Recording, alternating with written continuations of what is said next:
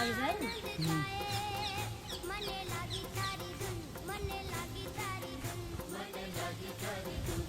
જનાર મિત્રો મારી વાડીમાં મળી ગયેલી છે.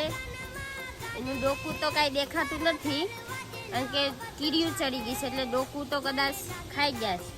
તો આપણે એને દાટી આવીએ. બરાબર છે મિત્રો? જય માતાજી મિત્રો, જય મેલડીમાં.